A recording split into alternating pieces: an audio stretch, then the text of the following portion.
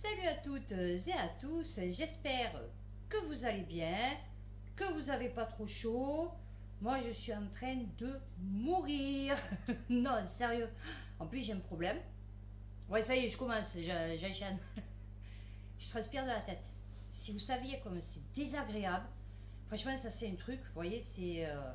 Alors il y en a ils flippent parce qu'ils transpirent sous les bras, mais moi je flippe parce que je transpire de la tête.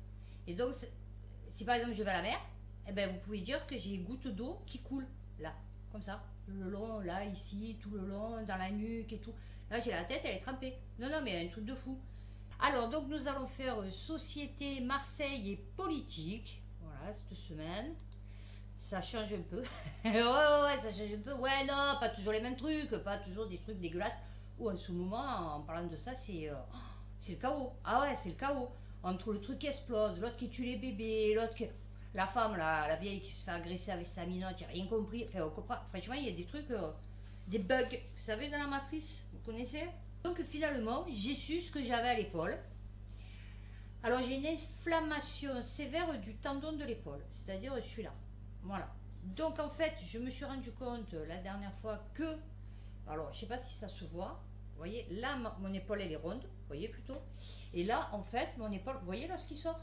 Et en fait, j'ai plus de muscles là, c'est plat. Vous voyez, c'est complètement plat. Donc là, je dois passer une écho, mais en fait, j'ai plus de CMU. Non, parce que c'est bien l'État, il te dit, bon, RSA, CMU. Ok, obligatoire. Hein, donc j'ai dit, bon, ben, je vais prendre l'État, du coup, la sécurité sociale. Donc je résilie la mutuelle.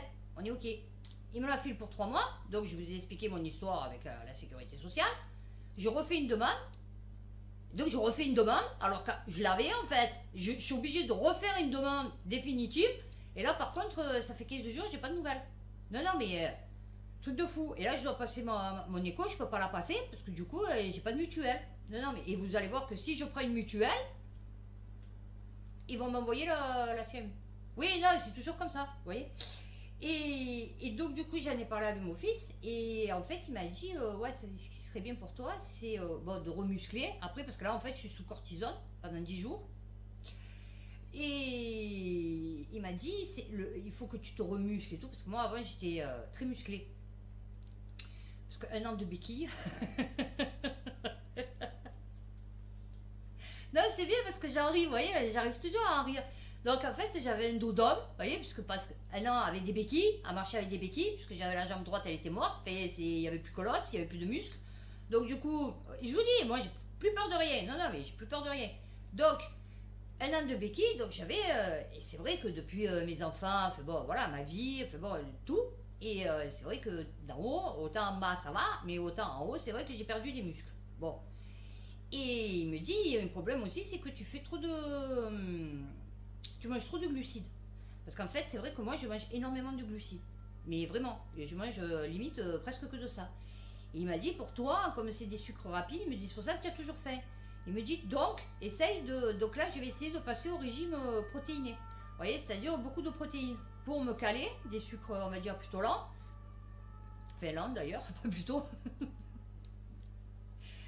Et donc, je me mangeais que, enfin, pas que de ça, mais je veux dire, avec des légumes frais, vous voyez, genre salade et tout, enfin, voilà, les trucs comme ça, là, pour les lapins.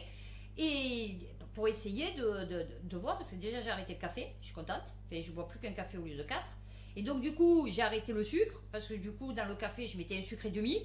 Donc, vous voyez un peu le nombre de sucres que je me mangeais en plus de boire du coca, manger que des glucides, etc., etc.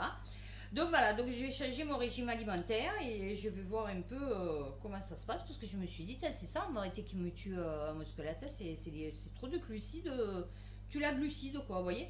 Donc voilà, donc j'ai décidé de, et après je vous parlerai au fil de mes vidéos de nos projets, parce que du coup, petit projet quand même en perspective, et je vous parlerai de ma fille, parce que ça m'a fait mourir de rire. Bon, donc aujourd'hui, on va faire société. Et donc, nous allons commencer par Saint-Brieuc, moniteur auto-école. Il s'adapte aux élèves atteints de troubles 10 et TDAH. TDAH. Troubles.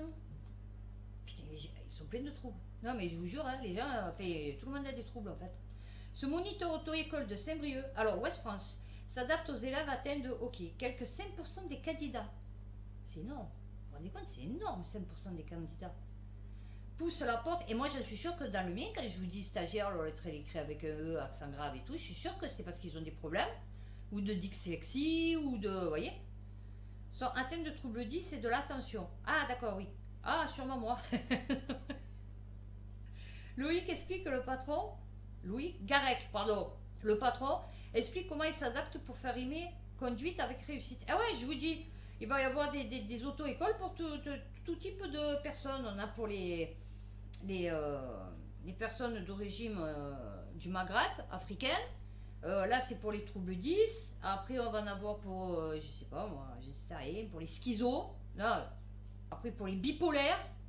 Et figurez-vous qu'un mec que je connaissais, un bon ami à mon ex-belle-famille, là, eh ben, je l'ai revu la dernière fois. Bon, dans un état lamentable. Donc, du coup, je me dis, ouf, grâce à Dieu, mon Dieu, mon Dieu, mon Dieu. Et non, parce qu'on était partis sur le même trajet, vous voyez, la même trajectoire de vie. Et puis bon, moi j'ai réussi à faire ça et lui il a continué, vous voyez. Et en fait, je me suis dit, mon Dieu, enfin voilà, quelle chance. Et en fait, le mec, il est devenu schizophrène bipolaire. Et il a mon âge, 50 ans quoi. Il a jamais travaillé de sa vie du coup, parce que bon, voilà, diagnostiqué, je sais pas quoi. Et non, mais c'est un truc de fou. Et en fait, c'est lui, ça lui a. Enfin bon. Valeurs actuelles, cancel culture, non-mixité, écriture inclusive. Les salariés adhèrent peu au concept identitaire. Ben, c'est-à-dire, déjà, faudrait-il qu'ils arrivent à écrire français correctement. Tu vois? Parce que déjà, entre travail et travail, tu vois, entre le nom et le verbe, tu vois, il y a accueil, tu accueilles, et l'accueil, tu vois, déjà, il y a des soucis. Non, je le sais parce que moi, mes enfants, enfin mon fils en tout cas, il a ce problème. Et beaucoup de sa génération, donc des bébés de l'an 2000, ont ce problème. C'est-à-dire, ils confondent le œil et l'œil. Vous voyez, bon. Donc, ma fille, moins. Bon, non, ma fille, moins.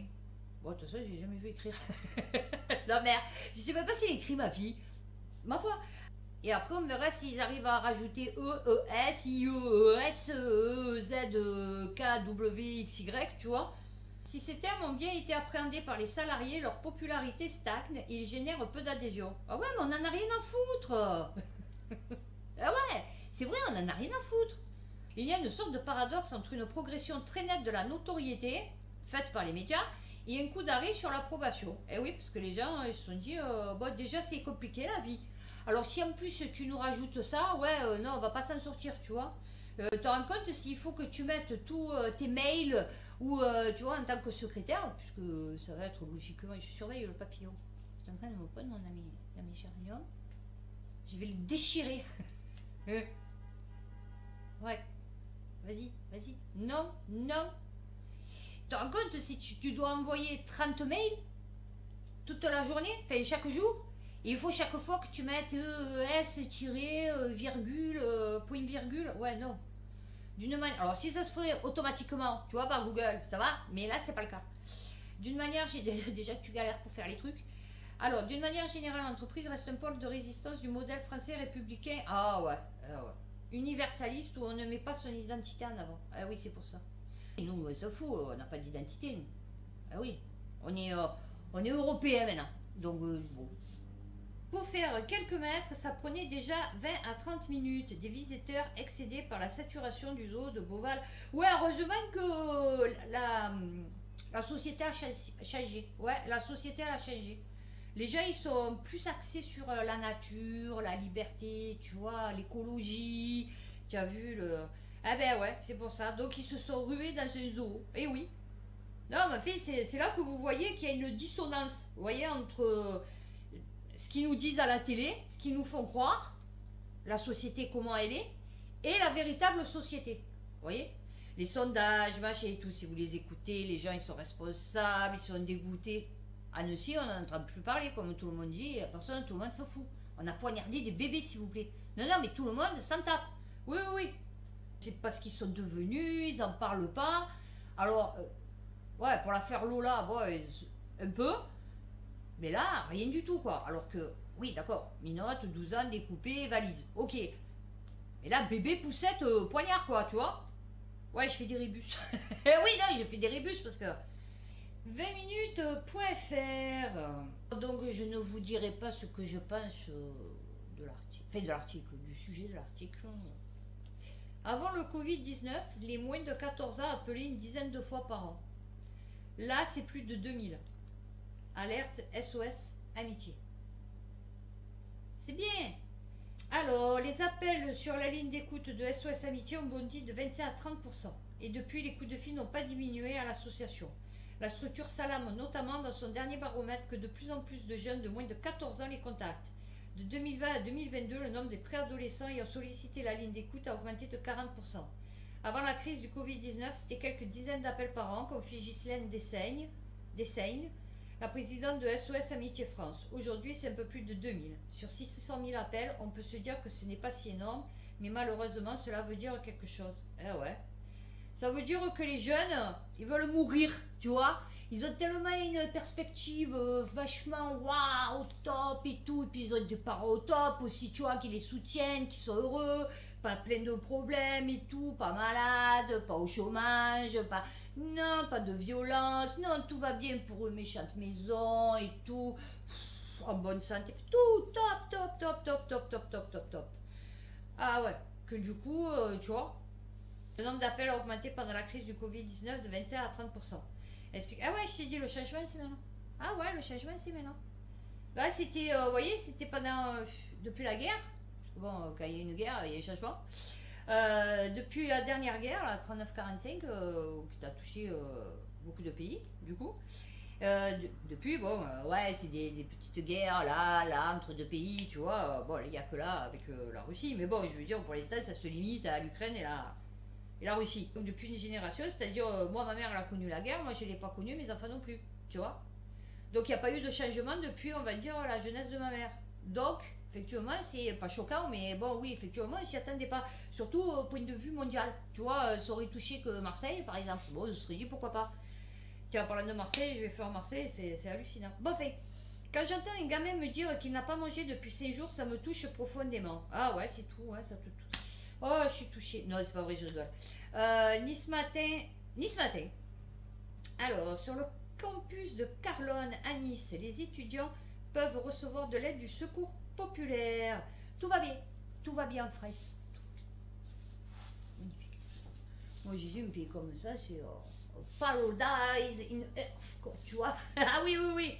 Alors, entre ceux qui ont été mis dehors par leurs parents, ceux qui veulent pas revenir parce que justement ils se disent oh putain c'est la misère, c'est bon je suis parti, je me sens pas de revenir, donc je vais me démerder, tu vois, je vais faire mes études. Ceux qui n'ont pas l'argent, les parents, hein, puisque des fois, ben oui effectivement, pas tous les parents pauvres ont des ânes battés comme enfants, tu vois, voilà. Peuvent aller à l'université, comme ma fille, faire des études, que son école elle coûte 6 000 € l'année, tu vois. Et pourtant moi, au RSA, enfin bon. Sans le secours populaire, je ne sais pas comment j'aurais pu faire. Ah, bah, c'est pas avec la solidarité des Français, je te le dis. J'avais un job, mais 350 € par mois pour un contrat de 10 heures, cela ne suffit pas pour payer le loyer. Et ah, ouais, ça je te confirme. D'autant que l'équipe assure le service avec le sourire. Ah, c'est bien. Comment tu peux faire en France pour ne pas manger depuis 5 jours? C'est pas possible. Non, tu as mal mangé, tu n'as pas beaucoup mangé. Mais de là à dire tu n'as pas mangé, c'est compliqué quand même, parce que bon, enfin, je sais pas. Ici, ils ne viennent pas seulement pour l'alimentaire ou les aides au niveau administratif, social. Bon, les mecs, c'est des étudiants, hein. Donc bon, après, je sais pas étudier à quoi, du coup, parce que s'ils n'arrivent pas à faire un minimum de l'administratif... Oui, c'est compliqué, hein. Oui, effectivement, c'est compliqué. Moi, je viens de capter, ouais, ça doit être compliqué, effectivement.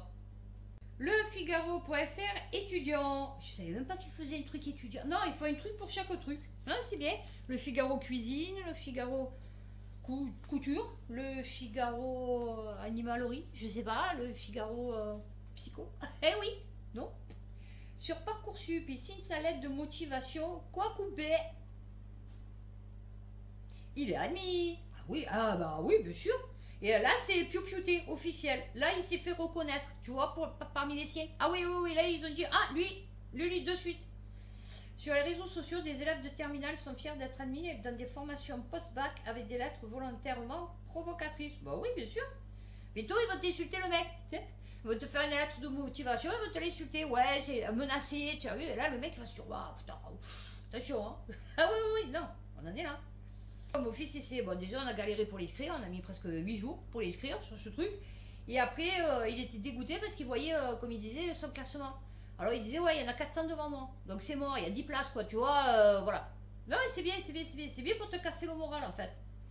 Capture d'écran à l'appui, Thibaut s'amuse sur Twitter d'avoir été admis en licence de lettres à l'université de Lorraine. Bon, ben vous saurez où votre enfant ne doit absolument pas aller, du coup. Pourtant, dans son projet de formation motivée, il indique, je précise avant tout que je ne souhaite absolument pas rejoindre cette formation. Tu vois, je vous l'avais dit. Je n'ai pas envie de faire ça, ça ne m'intéresse absolument pas. Et je n'ai pas les compétences requises pour rejoindre cette formation. Tu as fait 2 fois formation. Après son admission, le lycéen est convaincu sur Parcoursup. Ils lisent même pas les lettres de motivation. Ah oui, non mais ça... Mais je me... Non mais je pense que ça doit être une espèce d'intelligence artificielle qui doivent les lire. Je pense qu'ils sont pas assez, tu vois, nombreux déjà et motivés et peut-être au niveau pour lire... oui, bah je parle. Pour lire les courriers, tu vois. Lola Oops aussi a voulu jouer à la fausse lettre, mais la lycéenne rigeonne. Parcoursup, il se lâche cette année. Le seul vœu que je ne veux pas, je suis prise. Regardez seulement ma lettre de motivation. A renseigné les paroles de la chanson avant qu'elle parte du groupe de rap section d'assaut.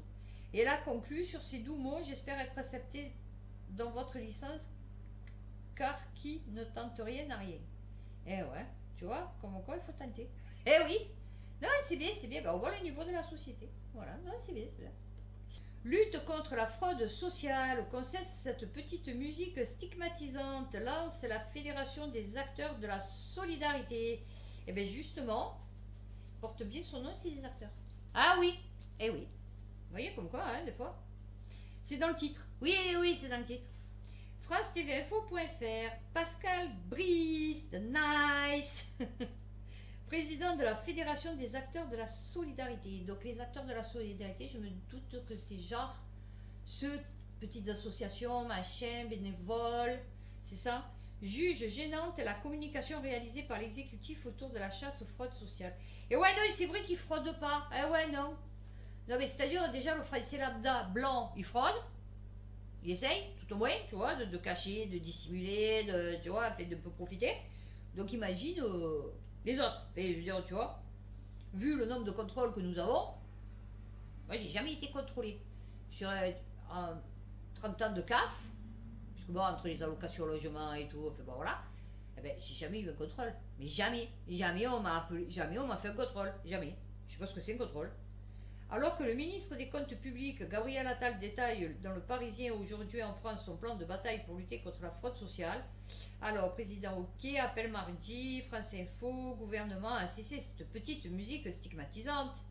Non, c'est vrai que la fraude... Non, alors, toi tu vas frauder. Ok, oui, il touche 700 € par mois. D'accord, mais quand tu as plusieurs femmes et que tu vis dans des appartements séparés, mais que les femmes, du coup, elles te donnent leurs allocations et qu'elles ont chacun, par exemple, 3 enfants, dans un HLM, un T3, par exemple, parce que bon, imaginons, T4, mais bon, je ne sais rien.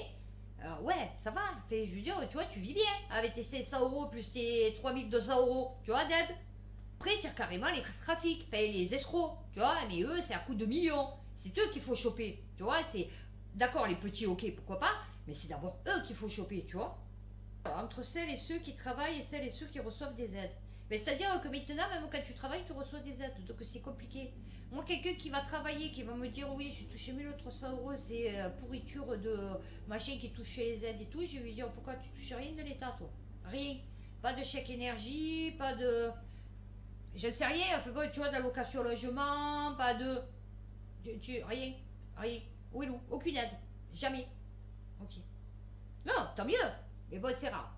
C'est rare, hein. Donc, c'est-à-dire que quand tu vas recevoir la prime du gouvernement pour les carburants ou le chèque énergie ou quoi, tu le rends. C'est ça, tu dis non, non, c'est bon, merci, j'en veux pas. Eh ouais, non, ça va. Non, ça va, merci. Ah oui. Alors que la plupart font les deux car ce sont des travailleurs pauvres. Eh oui, voilà, oui, effectivement. Ah, et ça ne rend pas l'État crédible. Oh, ben, ça fait longtemps qu'il est plus crédible, l'État, mon chéri. Mais non, mon Dieu, mais dans quel monde tu vis, tu vois? Agriculture, beaucoup ne veulent plus faire le sale boulot quand les saisonniers viennent à manquer pour ramasser les fruits. Oh ben alors? Oh ben même les bougnoules ils veulent plus. Eh non, les gens de l'Est non plus veulent plus se casser le dos pour les gariguettes de maminette. Eh ouais. Oh, pénibilité, salaire insuffisant. Eh ouais. Dans les... Oh, moi, il faut travailler avec courage. Travailler pour l'honneur. Ah oui. Dans les exploitations agricoles gardoises, on peine à trouver de la main-d'œuvre pour ramasser fruits et légumes. Ouais, parce que nous, nos agriculteurs, ils n'ont pas les pépettes pour investir dans des machines qui récoltent les fruits et les légumes comme aux États-Unis, tu vois. Ils ne peuvent pas employer des enfants. C'est ça aussi la différence, tu vois. Mais dans pas longtemps, je pense que ça sera possible. Dans le département, le secteur représente 10% de l'emploi saisonnier. Eh ben voilà. Ils se dispersent dans les champs au petit matin. On dirait que c'est des petits lapins, tu sais. Chapeau vissé sur la tête pour se protéger de la morsure du soleil. Couteau en main, il courbe le dos, ah oui, et d'un geste assuré récolte les courgettes au rythme de la musique latine. À l'extérieur et sous les serres, les travailleurs équatoriens... Ça fraise? Ah oui, non, parce que du coup, je me suis dit... Eh oui, c'est ça? Non, oui, non. Eh ouais, non, oui, j'étais en train de dire gardois. Eh ouais? Mais non, mais voyez, alors pardon, excusez-moi, c'est plus des bougnoules, c'est des équatoriens. Eh oui. Ah ben j'ai, vous voyez, ils se sont déplacés, ils sont allés les chercher. Ah ouais, non, parce que les... Eh ouais, non, ils voulaient plus. Donc ils sont allés... Ouh, ils viennent de loin quand même. Eh ben c'est peut-être là où je vais aller, en Équateur. Pourquoi pas? L'été, il fait très chaud. CHAU. Dehors, il peut faire 25 degrés à l'ombre et à l'intérieur 35. Et tu ramasses pas dans le dessert? Ah oui, ils sont dans le dessert, d'accord. Enfin, en tout cas, la photo montre un mec super habillé, non, parce qu'ils sont super habillés, hein. Ouais, pull et tout, hein, manches longues, espèce de... C'est pas possible. Ah non, mais par contre, t-shirt manches longues. Ah ouais. S'il fait 25 dehors, ça va. Enfin, je veux dire, combien il fait maintenant? Enfin, tu vois. Pour les 2 hectares de l'exploitation maraîchère, il devrait être 10 à travailler en temps plein. Cette année, ils ne sont que 7. Ah ben, tu verras que l'année prochaine, ils seront que 5. Ah ouais, ouais, ouais. 90% d'étrangers. Eh oui. Des saisonniers payés 11,52 €. Brut de l'air. Ah oui, non, brut. Attention. Oh. Fidéliser les travailleurs est aussi un casse-tête pour cette entreprise familiale. La société de commercialisation emploie 150 saisonniers, donc 90% d'étrangers. Le reste sont des étudiants affectés à la préparation des commandes. Eh oui, parce que bon, du coup, les blancs... Eh oui, non, non, les étudiants, enfin, pas que blancs d'ailleurs, c'est la classe sociale, en fait. Eux, non, eux, ils préparent les commandes. Oui, non, non, attends, oh... C'est la génération qui veut ça. Beaucoup ne veulent plus travailler et faire le sale boulot. Non, c'est pas ça. C'est que tu es très mal payé. C'est tout, point barre. Non, parce que tu vois, si au lieu de 1,52 €, qui sont ridicules d'ailleurs, c'est vraiment pour te montrer ta clochardisation, en fait, tu vois, de la société française. Normalement, tu devrais toucher, allez, pour faire ça, hein, franchement, ramasser les fruits et les légumes à la main, bien 25-30 € de l'heure. Tu vois? Non, mais bien, tu vois? Parce que vu que ton travail il est super pénible, logiquement, au plus c'est pénible, au plus tu es payé. Tu vois, ici, non, c'est le contraire. C'est ici, au plus tu crois avoir un cerveau, au plus tu es payé. Voilà. Mécanisation, un constat amer partagé par le jeune gérant. À l'avenir, il parie sur la mécanisation. Eh ouais. Bah, il restera en Équateur, hein, qu'est-ce que je te dise. Ça nous fera pas du...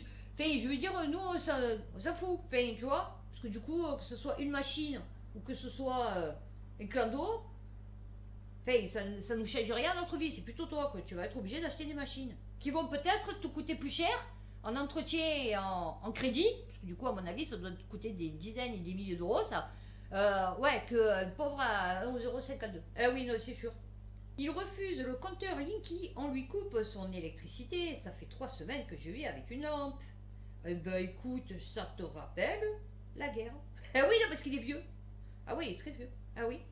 D'accord. Professeur d'art plastique et d'histoire de l'art. Tu vois, comme quoi, hein, on est à l'abri de rien. Depuis plusieurs semaines, sa vie a changé quand Enedis est venu chez lui pour couper l'électricité. Cela faisait plusieurs mois que Philippe demandait un nouveau boîtier, mais pas le compteur Linky. Et ouais, mais tu es fou, waouh. Soit vous avez un compteur Linky, soit on vous coupe le courant. Eh ouais. J'ai dit que je ne voulais pas, mais apparemment il n'était pas au courant. Après ça, j'ai envoyé des courriers pour qu'on me change mon compteur et ça a duré des mois. En mai, j'ai eu un coup de... Eh ouais. On m'a dit, si vous ne voulez pas le Linky, vous aurez une coupure de courant. J'ai répondu, mais c'est illégal. Il a dit, oui, mais c'est ça, oui. Eh ouais, tu vois, voilà. Tu te tais, en fait. Oh bah écoute, tu te mets à la lecture, tu vois. C'est bien. Je vis sans électricité, je me promène avec une frontale la nuit. Et dans les pièces sombres, cette nuit, je suis tombée parce que je ne voyais rien dans les escaliers. Ah bah tu n'avais pas mis la frontale. Je mange froid. Oh bah écoute, il fait chaud maintenant, hein, c'est l'été, hein, donc ouais, je veux dire, tu vois, à un moment donné, je vais chez des amis pour recharger mon portable. Et tu sais que tu peux acheter un disque dur un rechargeur externe. C'est-à-dire à la rigueur, et ça recharge super vite et super fort. Enfin, je veux dire, tu vois, tu peux recharger plusieurs choses. Je vais chez des amis pour rechercher mes batteries pour ma lampe frontale. Et oui. Après, tu as des chargeurs solaires aussi, chérie, tu vois. Toi qui as l'air d'être très, tu vois, lumière, luminosité. Oui, oui. Et tu peux t'acheter des batteries solaires. Tu vois. Voilà. Sans électricité, impossible pour lui d'utiliser son respirateur artificiel. Mon médecin, mon pneumologue m'ont prescrit une affection de longue durée, une phase grave de ma maladie, j'ai des difficultés et ça depuis le 14 avril, oula, il se rappelle, 2004. Oula, ça l'a marqué. Ah oui, non, ça l'a marqué. Oui, oui. J'ai perdu 6 kilos en 15 jours. Oui, non, mais là, en 2004 ou maintenant? Parce que du coup... Mais, ouais, d'accord. Et donc là, par contre, tu ne nous expliques pas comment tu le fais fonctionner, ton truc. Tu vois. Parce qu'autant tu nous as parlé... Non, non, mais pour vous dire, vous voyez, comme quoi il vous prend pour éco. Parce qu'autant il vous a parlé de sa lampe frontale et de son portable, tu vois, qui mange au froid. Mais par contre, là, son respirateur, il t'explique pas comment il galère pour le faire fonctionner. Brive, accueil d'un patient cannibale. Les soignants du service psychiatrique de l'hôpital disent non. Ouais, mais tu peux dire non. Mais ils s'en foutent, hein, je crois. Ouais, non, fait, je veux pas te casser le moral, mais... Actu.orange. L'équipe soignante de l'unité psychiatrique de l'hôpital de Brive dénonce dans une lettre ouverte l'arrivée potentielle d'un patient qui a commis un acte de cannibalisme. Non, mais ça va, c'est correct maintenant. Oui, non, en France, c'est correct maintenant. Non, ça va. Il y a un acte de cannibalisme. Il a pas dit, il a mangé quelqu'un. Attends, alors, est-ce qu'il a mangé quelqu'un? Qu'est-ce qu'il a mangé? L'oreille, le nez, le bout de langue? Sa cervelle. Non, ça va, non, ça va. Ouais, il a pas dû manger grand-chose, hein, vu l'état. Ah ouais, non, non, vu l'état du cerveau français, je pense qu'il a dû avoir faim après. Non, mais faim. Ah oui, il avait tué son côté... Ah d'accord. Ah d'accord, on avait Hannibal Lecter. Ah d'accord, ok. Ah ouais, bah vous voyez. Il avait en 2019 pris le dessus sur les soignants qui avaient eu du mal à le maîtriser. Alors, eh ben, c'est le préfet qui donne son avis. Eh ouais, parce que le préfet, il est très au fait du cannibalisme, tu vois. Non, c'est bien, c'est bien. Étant lui, peut-être, on va pas pouvoir le soigner, enfin, le prendre en charge, personne ne le veut et tout. Et du coup, là, tenez, il va dire, bah, il va gonfler, lui. Il va dire, bonbon, c'est bon, on va lui mettre. Bonbon, c'est bon, on va lui donner des bonbons. Eh oui, non, parce qu'on va lui donner des bonbons, il sort. Et puis, au diable à avarice. Inch'Allah, qui fasse du mal à personne. Eh ouais. Alors, leparisien.fr. J'ai rempli mon chariot pour 60 €. Succès fou pour l'ouverture du supermarché halal H-Market à Buchelet. Son 10e magasin en Ile-de-France. Eh ouais, je me doute. Mais, alors par contre, un truc, hein, j'ai rien contre le halal, j'ai rien contre le... Enfin, je veux dire, je m'en tape. 2 fois, j'ai pris du poulet. Je sais pas avec quoi ils le nourrissent. Alors, je sais pas s'ils prennent vraiment le plus dégueulasse, fait, je sais rien. Mais il était putain de dur, il était putain de nerveux, tout sec, fait, tu vois, il n'y avait pas de gras. Tu vois, on aurait dit qu'il avait couru pendant des années, poursuivi par un T-Rex, tu vois, le truc. Fait, je veux dire, tu vois, il avait la peau sur les os. Et il dure, tu vois, fait, tu peux pas le mâcher. Et j'en avais pris aussi en barquette, c'est pareil, c'est une semelle le truc, tu vois.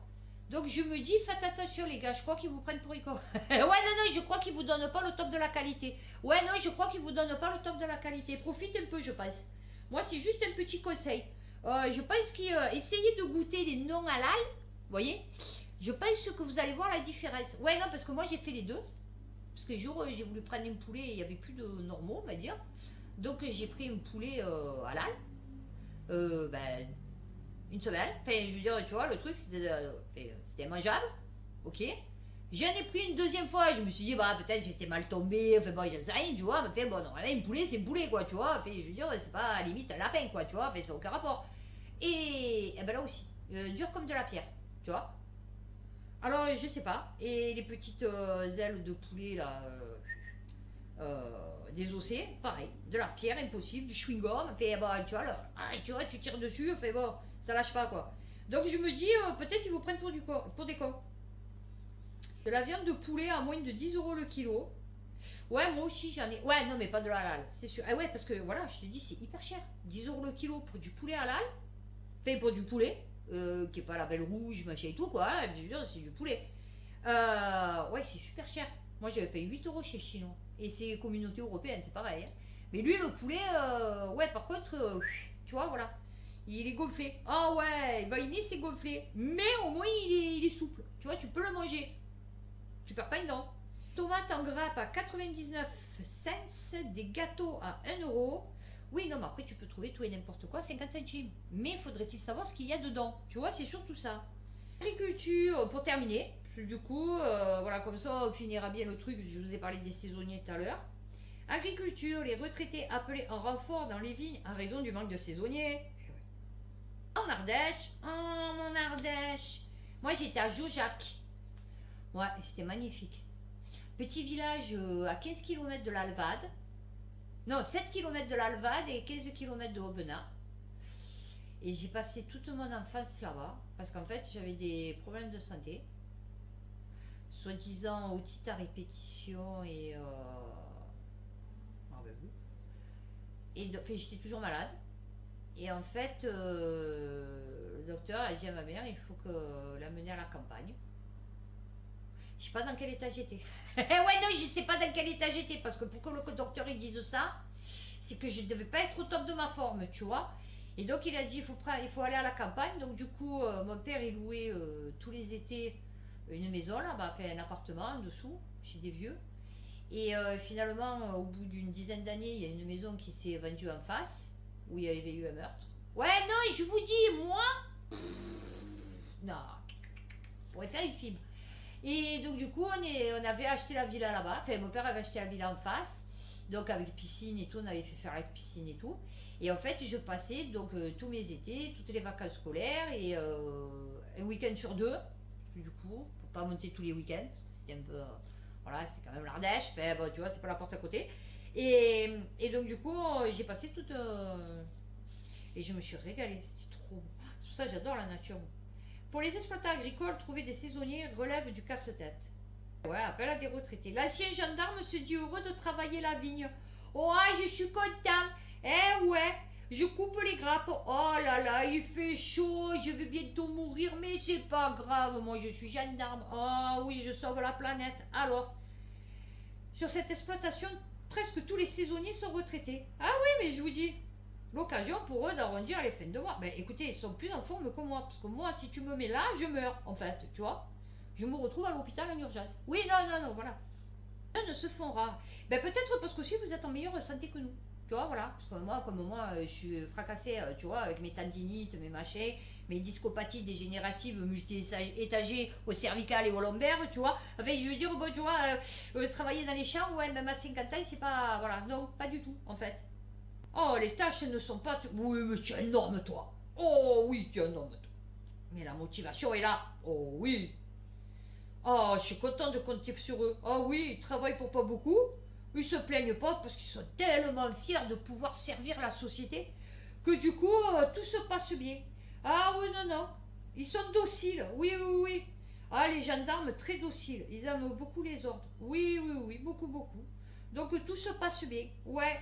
Mieux qu'avec le peut-être l'Équateur, que l'Équatorie, les pays de l'Est ou les pays du Maghreb, que là ils commencent un peu à rebeller. Ouais, là ils rebellent un peu. Donc là plus maniable, tu vois le vieux.